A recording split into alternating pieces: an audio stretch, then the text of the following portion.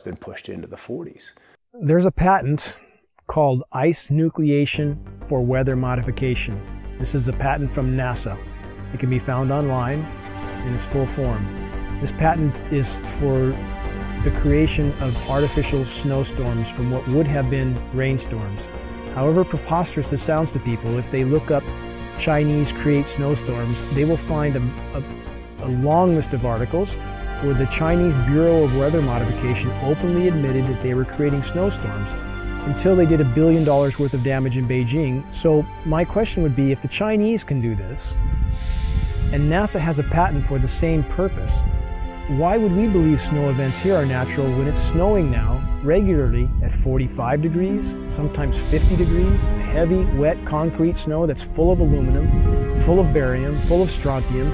Consider the ice pack in their first aid kit that can sit dormant at room temperature for decades until the chemicals are mixed together, at which time it creates ice. As an on-air meteorologist, I had a responsibility to my audience. There were storms that were not behaving as they were modeled or they historically would have responded. If you can control where moisture is collected and where it's dropped, so to speak, in the form of rain or any other kind of precipitation, then you can really, you can do everything. You can steer the weather system. If you want to be able to manipulate the weather, one of the things we know about the materials that are being used in the aerosols, we've seen everything from aluminum oxide, barium salts, strontium, copper sulfate, potassium iodide, a number of different kinds of things, each of which have different levels of reactivity with the moisture in the air. Some, like aluminum oxide, tends to sequester the moisture. The aluminum oxide nanoparticles, which are microscopically fine and uniform in size, attract the humidity, the moisture in the air, and it basically forms like a nucleation process where the moisture condenses on these particles. With cloud seeding, the cooling will be achieved by making clouds reflect a bit more sunlight back to space than they would otherwise, and less sunlight reaching the surface would tend to cool the planet. These aerosol particles act as something called cloud condensation nuclei, and these are sites where these particles act as sites where cloud drops can form. Well, the one thing that we know has happened is because these are nanoparticles and they float like mad with a little bit of moisture added to them, they go over the Continental Divide and they dump all of California's rain into the Mississippi Valley, which is the reason they're having floods and tornadoes and fierce storms and odd weather back east. The effect here in California is drought. Now then, if you hit that area of the sky with a beam of a particular kind of radiation, and you can heat those particles up, just like heating up, your cup of coffee in the microwave, these particles begin to vibrate and resonate if you use the right frequency of RF energy, that they then heat the surrounding air, and they will take all of that air and the moisture that's in it to a higher altitude where it's much colder, and it'll condense and then become a low pressure system. Well, there's a couple of locations where they tend to be very interested in leaving their trails. The big one and the surprising one for me is under areas of high pressure, where you would expect to see the blue skies, the dry conditions. Those are prime targets for trailing. A couple of reasons. High pressure is stable. It's relatively still. We've got the clockwise flow around it. And if you accentuate the high, and so it's very easy to add those particulates of aluminum, barium, and whatever else they want to put in there. And as you add heat to that, those particulates then radiate the heat into the atmosphere and it warms. What does a warming atmosphere do? Boom, it expands. So that's one way. It's a very simple way, but it's very apparent because under the high pressure, it's supposed to be quiet. It's supposed to be still. It's supposed to be blue, and we're not seeing that.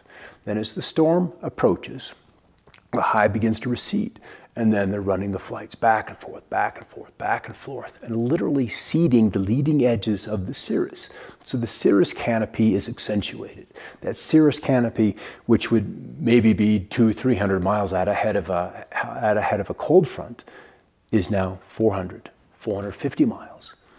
Based on geoengineering data it would appear the Pacific Northwest gets an excessive amount of the fallout from these programs because much of the weather, much of the precipitation and the storm tracks and the jet stream move across us. So as stated by globally recognized geoengineers like David Keith, that's the type of area they would want to seed these particulates as incoming fronts start to cover landfall. And that's exactly what we see here. When there's any kind of incoming front, we see jets everywhere. The global studies indicate there will be some impact on precipitation patterns, and obviously there's a lot more opportunity for work in that area. After studying my time-lapse surveillance, one of the reasons I discovered for the trails was that the persistent ones would break, they would misshapen or deform, and other planes would come along and precisely mark off those locations of deformation. And you're not going to get that with a regular fleet, so this had to be one of the primary purposes for chemtrails, in my opinion, was to measure off where we have these discontinuities showing up in the atmosphere.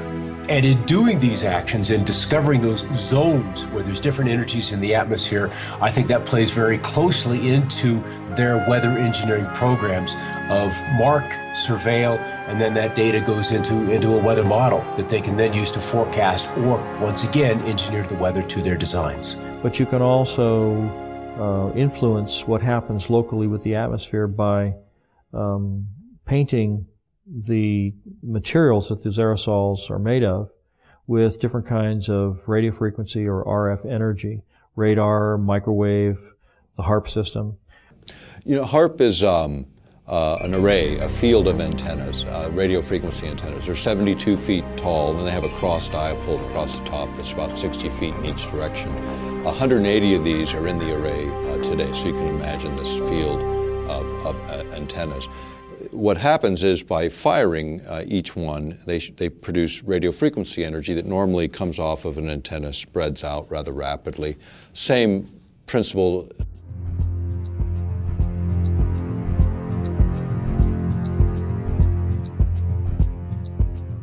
Principles in physics would be like a flashlight shining on a wall. You know, you start with a narrow beam, and by the time you hit the wall, you've got a wide beam. The idea with HARP is to get it to focus or concentrate that radio frequency energy so it doesn't spread out, so you can hold it tighter together and then manipulate it in very specific ways. Weather control is a broad topic, so there's lots of ways to control and manipulate weather. HARP is one of them, because you also have private sector companies getting into this business of weather modification. In the case of HARP, do you need, people always ask me, do you need particulates dispersed in the atmosphere to make more effective? You actually don't. Would it make things more possible? Could you enhance certain effects? Probably so. Could you control energy distributions more efficiently? Probably so, because you're putting in conductors, or you're putting in reflectors, you're putting in particulate material. If you've ever experienced a hailstorm and you've picked up one of the hailstones and you slice it open with a razor blade, you'll see that it's layer upon layer upon layer of ice. Now, hail is usually formed where you have a low pressure system where there's a tremendous updraft of air. When the air gets warmed up by the sunlight ahead of the storm, the air rises, it takes the moisture that's in the air up to a higher altitude where it's much colder. The moisture begins to condense into water droplets, but the updraft is so powerful that the water is carried to extreme altitudes where it freezes. And it begins to fall, and as it falls, it starts to be caught up in the updraft again, so it's circulated up into the air again, and so each time it's lofted up into the atmosphere, more of the moisture that is condensing on the outside of this nuclei of ice begins to form another layer, and each time it's caught back in the updraft, it goes up again and it gets another layer of ice. And so if you have a system like HARP working in conjunction with aerosols, chemtrails that are spraying in the air, you can actually create updrafts that are so powerful that you can have these hailstone circulation patterns going over and over again, where you get hailstones the size of baseballs or even softballs.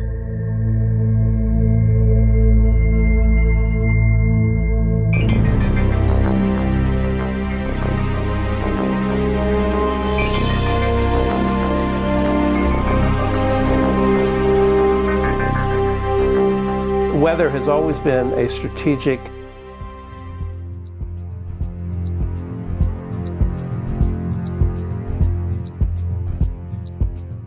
desire to control by the generals, whether it was Napoleon marching towards Moscow, or Hitler in his Russian campaign, or our own Pacific Fleet trying to understand typhoons and use them for our strategic advantage. War and weather are very closely connected, and they've been connected ever since about 1812 or so, maybe earlier than that. Hannibal had to face the snows in the Alps. And so there's a long history of weather and warfare interactions.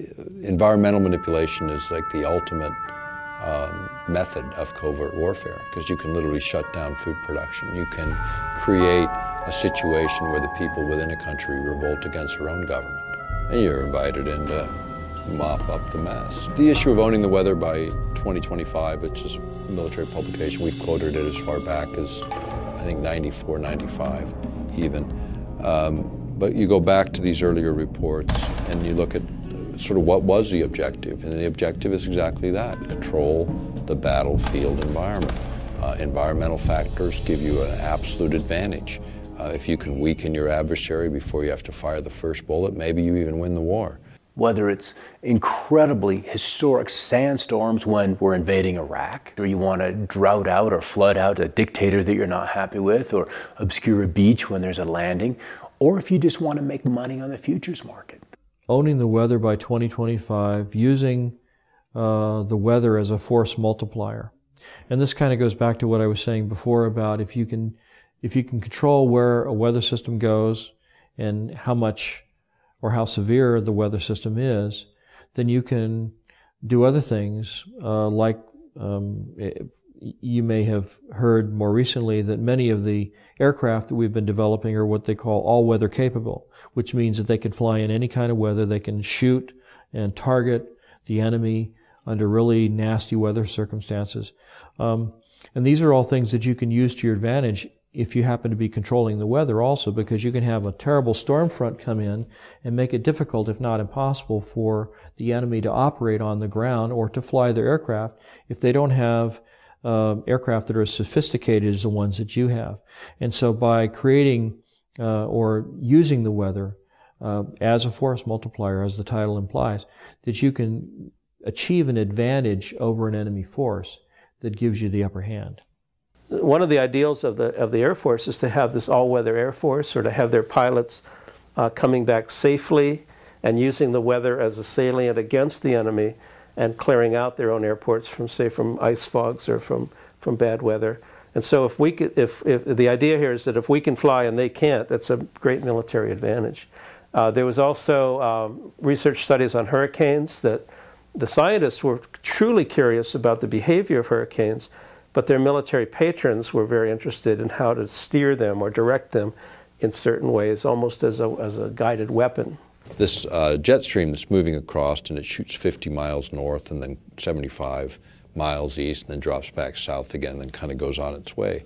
And they attributed that little dog leg in the jet stream in Alaska to swinging storm systems out of central Texas into central Florida, where they deposited a couple of tornadoes in the middle of Orlando that were like really rare to see in that part of the country. And so people remember that event and they remember that situation. But it'd be a good example of a very small change in Alaska in terms of a jet stream and what kind of a lower 48 effect that would have. And that's again where weather modification, small input in one place can have tremendous change and unexpected outcome in another.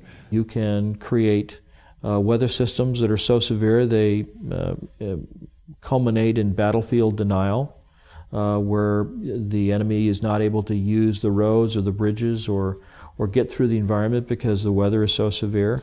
And you can use the weather to destroy his crops, deny him a food source, destabilize his population because people get hungry. When they're hungry, they get angry and nasty and they don't like what's happening. So there are lots of different things that you can do with the materials. It's all how you use them in the environment, how you apply it.